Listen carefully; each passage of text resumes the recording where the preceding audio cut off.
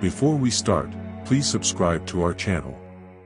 Now, get ready as we are about to begin. The story you are about to hear is 100% true. Ray Dale went through various lie detectors and tests to determine if he was telling the truth.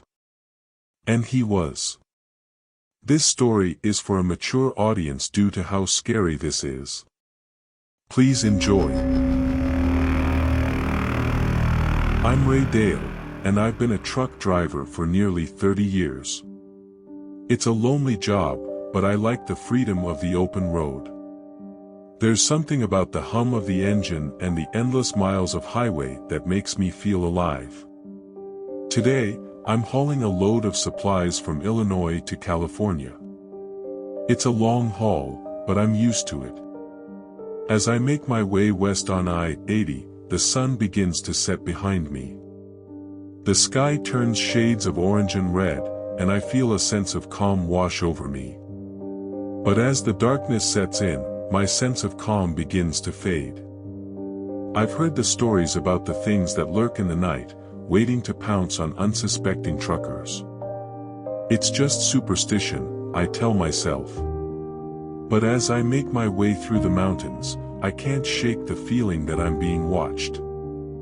I stop at a rest area to take a break and get a cup of coffee. As I step out of my truck, I see a figure standing in the shadows. I can't make out who it is, but I get the feeling that they're not there to use the restroom. I quickly finish my coffee and climb back into my cab, feeling a sense of relief as I pull back onto the highway. But the feeling of being watched remains, and I know that I still have a long way to go. I drive for a few more hours, my mind racing with thoughts of what could be lurking out there in the darkness. It's times like these that I wish I had someone to talk to, someone who could help me make sense of the strange things I've seen on the road over the years. As I approach a rest area, I decide to take a break and get some sleep. I park my truck and climb into the back, settling into my makeshift bed. I'm just starting to doze off when I hear a knock on the side of my truck. Startled, I sit up and peer out the window. Standing outside is a woman, dressed in a long, flowing dress. She has a wild look in her eye and her hair is tangled and unkempt. For a moment, I think she might be a hitchhiker looking for a ride, but something about her seems off. "Can I help you?" I ask cautiously. "You shouldn't be here," she says, her voice low and urgent.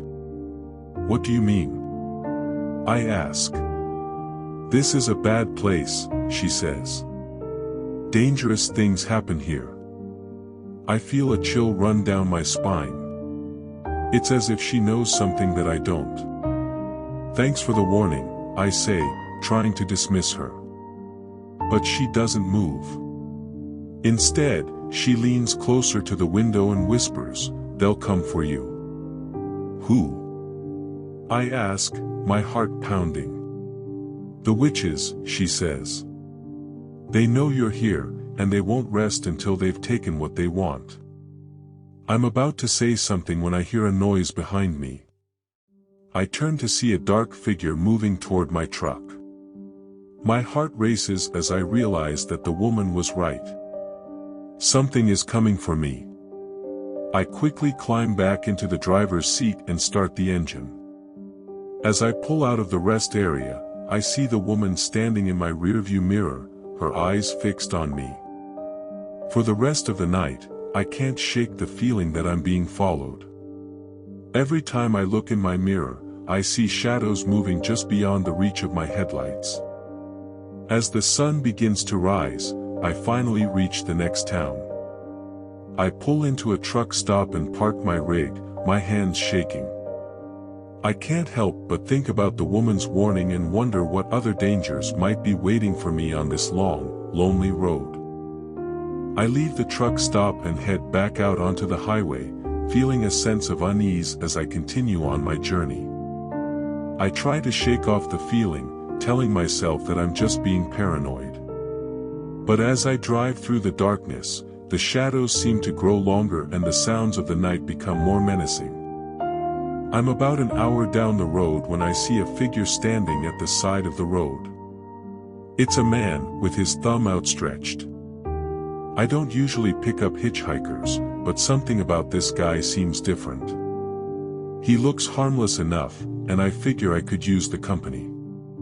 I pull over and the man climbs into the cab. He introduces himself as Mike and thanks me for the ride. We start making small talk, and I start to relax a little. But as we continue down the road, I can't shake the feeling that something is off about him. There's something in his eyes that makes me uneasy. Mike asks me where I'm headed, and I tell him I'm heading to California. He says he's just looking for a ride to the next town, but I can't help but feel like there's something more to it than that. He's too eager to talk to me, and he keeps glancing over at the side compartments of my truck. As we drive through the night, I start to feel more and more on edge. I try to make excuses to let him out, but he insists on continuing with me. Finally, we pull into a rest area and I tell him that I need to get some rest. I ask him to get out and find another ride, but he just sits there, staring at me with those unsettling eyes. I decide to take matters into my own hands and tell him to get out of my truck. But as I open the door, he suddenly lunges at me, revealing a mouth full of sharp teeth. I try to fight him off, but he's too strong. He overpowers me and starts to drag me out of the cab. Just as I think it's all over for me, a figure emerges from the darkness. It's the same woman I met at the truck stop. She's wielding a silver knife and drives it into the hitchhiker's back. He lets out a blood-curdling scream and falls to the ground. The woman helps me up and leads me away from the scene. She tells me that the hitchhiker was a werewolf, and that I was lucky she was there to save me. I'm in shock, but I thank her and try to process what just happened. As she disappears back into the darkness, I climb back into my truck and drive away, my mind racing with thoughts of the supernatural. I never would have believed it if I hadn't seen it with my own eyes. And as I continue on my journey, I know that I'll never be the same again. I was on the road for hours, the hitchhiker's words still ringing in my ears. As I drove, I couldn't shake the feeling that something wasn't right. I decided to pull over at the next stop to take a break and clear my head. But as I approached the exit, I saw a sign that read, "Road closed." I had no choice but to take a detour. I followed the detour signs onto a dark, isolated road that seemed to go on forever. As I drove down the winding road, I started to feel like I was being watched. I brushed it off as my imagination, but the feeling only grew stronger. Suddenly, my headlights illuminated something in the road. I swerved to avoid it, but I couldn't see what it was. I got out of the truck to investigate, and that's when I saw them. Creatures unlike anything I'd ever seen before. They had scaly skin and razor-sharp teeth. They circled around me, growling and hissing, and I knew I was in serious trouble. I ran back to my truck and peeled out of there as fast as I could. As I drove away, I saw an abandoned town in the distance.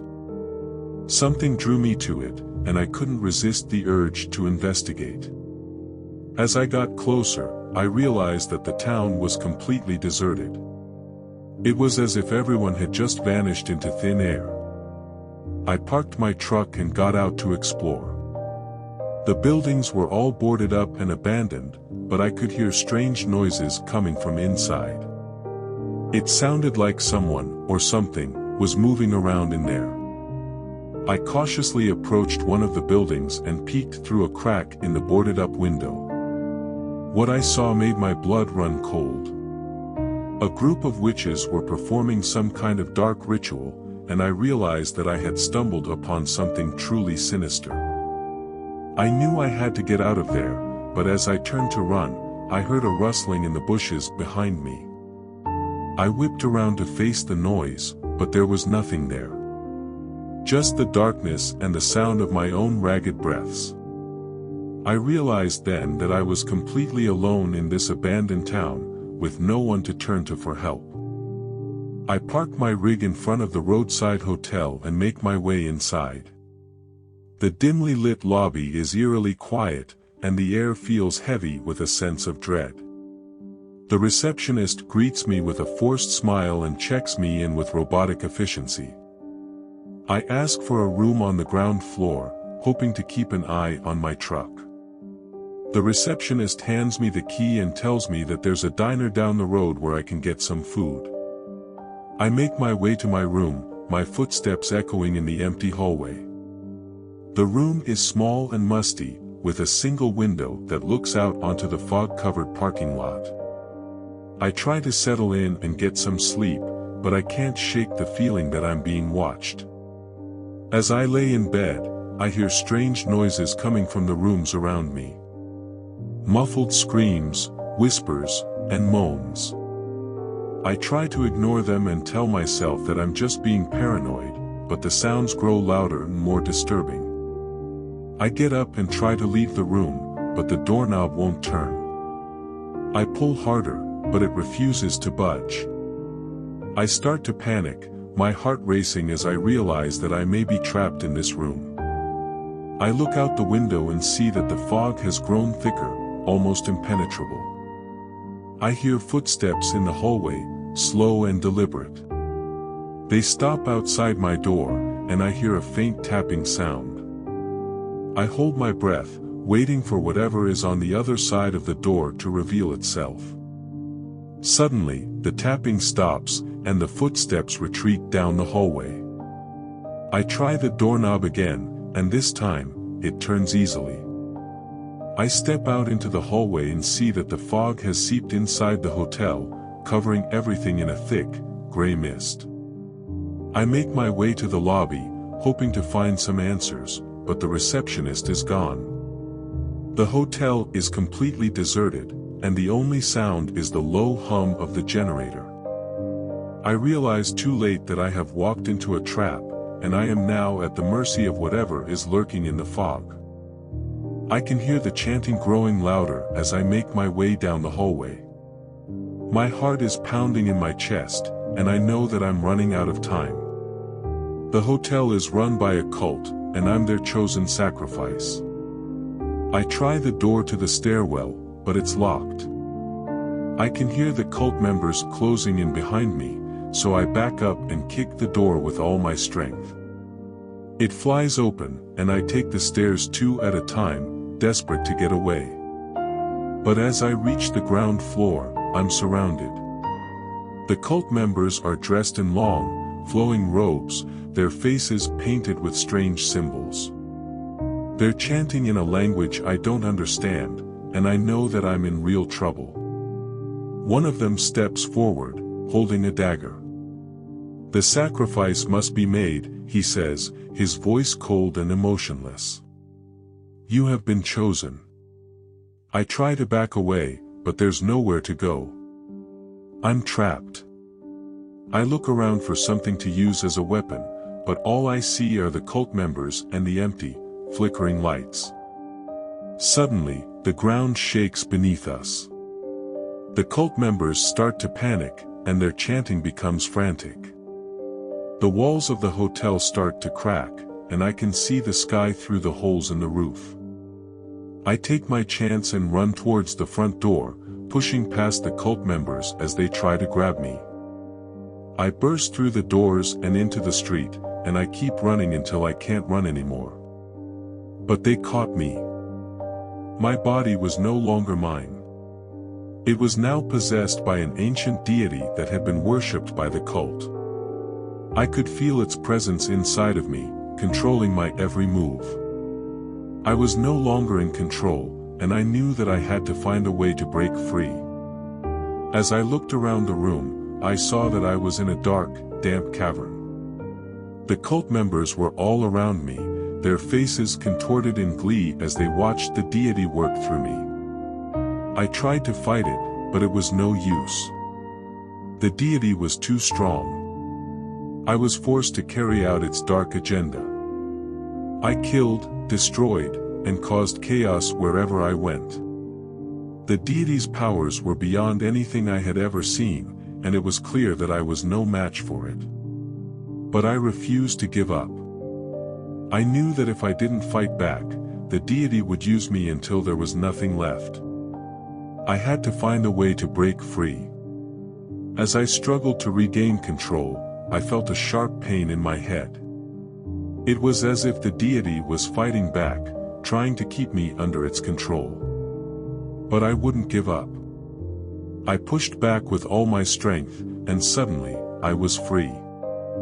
I looked around and saw the cult members staring at me in disbelief. They had never seen anyone break free from the deity's control. But I knew that I couldn't stay there. I had to get as far away from the cult as possible. I ran out of the cavern, and into the forest. As I ran, I could feel the deity's presence fading away. It was as if it knew that it had lost its grip on me. I kept running until I came to a road, and I flagged down a passing car. As the car pulled up, I realized that I had no idea where I was or how I was going to get home. But I was free from the deity's control, and that was all that mattered. I climbed into the car and took a deep breath, knowing that I had narrowly escaped a fate worse than death. I woke up with a start, drenched in sweat, and gasping for air. I had no idea how long I had been out, but it felt like hours. I was still in the hotel room, but something felt different. The air was thick with an unnatural energy, and I could hear chanting coming from outside. I looked out the window and saw the cult members gathered in a circle, their faces twisted in ecstasy. In the center of the circle was the deity, a dark and ancient force that had taken control of my body. I knew what I had to do. I had to stop the cult and destroy the deity before it was too late. I grabbed the nearest weapon, a broken chair leg, and made my way outside. The cult members didn't seem to notice me at first, so I took advantage of their distraction and lunged at the deity. But it was like hitting a brick wall. The force threw me back, and I landed hard on the ground. I tried again, but the same thing happened. I was no match for the deity's power. I looked around, hoping for a way out, and that's when I saw them. A group of people, dressed in strange robes, were watching from the sidelines. They looked like they were from a different time, a different place. They motioned for me to follow them, and I knew that I had no choice. I had to trust them. We ran through the halls of the hotel, dodging cult members and trying to avoid the possessed guests. We made it to the basement, where the cult kept its most sacred artifacts. It was there that I found the source of the deity's power, a strange glowing crystal that pulsed with energy. I knew what I had to do. I smashed the crystal with the chair leg, and the room erupted in a blinding light. When the light faded, I was back in my own body, and the hotel was quiet. The cult members and the possessed guests were gone, and the fog had lifted. I looked around, dazed and disoriented, and saw the group of people from before.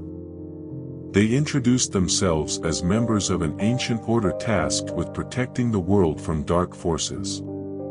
They thanked me for my help, and offered to take me with them. But I knew that my place was on the road. I said my goodbyes, and got back into my truck. As I pulled away from the hotel, I couldn't help but wonder what other dark secrets the world held, and how many other battles I would have to fight. The sun is rising over the smoldering remains of the cult's hotel. I stand amidst the rubble, my body battered and my mind reeling from the events of the previous night. I had won the battle, but it had been a costly one. I had lost friends and allies along the way, and the scars of my possession were still fresh. I think about the moments leading up to the final confrontation. The cult had cornered me and my allies, and it seemed as though all was lost. The deity had possessed me, and I had felt its power coursing through my veins. But then something had shifted inside of me, and I had taken control. The battle had been fierce and chaotic, with the cult members fighting to the death. I had seen things that I never thought were possible, and I knew that I would never be the same again. But as I look around at the destruction, I know that it was worth it. The world is safer now that the cult has been defeated. As I make my way back to my truck, I feel a sense of emptiness inside. I had been so consumed by the battle that I hadn't had time to think about what came next. I knew that I couldn't go back to my old life as a truck driver, not after what I had been through. But I didn't know where to go from here. As I drive away from the wreckage of the hotel, I know that I will never forget the events of the past few days. They will stay with me forever, a reminder of the darkness that lurks in the world. But I also know that I am not alone. I had made new friends along the way, and we had fought together as a team. Maybe, just maybe, there is hope for me yet. I look ahead at the road, not quite sure where it will lead me. But for the first time in a long time, I feel a sense of purpose. I know that I will never stop fighting against the forces of evil, no matter where my journey takes me. I wake up to the sight of the rising sun, painting the sky with shades of pink and orange. Sitting on the steps of the motel, I take a deep breath and exhale slowly, feeling a sense of calm wash over me. It's been a few weeks since I defeated the cult and the deity, and life has started to return to normal. But the events of that night still haunt me. I know I can't erase the past, but I can use it to create a better future. I spend the next few months traveling the country, speaking to survivors of cults and other supernatural ordeals. I share my own story, offering hope and guidance to those who have lost their way. Eventually, I decide to start a support group for survivors. I rent out a small office and put up flyers around town. It takes a few weeks, but soon people start to show up. At first, the group is small, but it grows quickly as more and more survivors find their way to the meetings. I lead the group with a steady hand, offering advice and guidance based on my own experiences. The group becomes a lifeline for many of the survivors, a place where they can share their stories and find comfort in knowing that they're not alone. I become a mentor to many of them, helping them to find the strength to move forward and create a new life for themselves. Please subscribe and pick another video from our channel to watch next.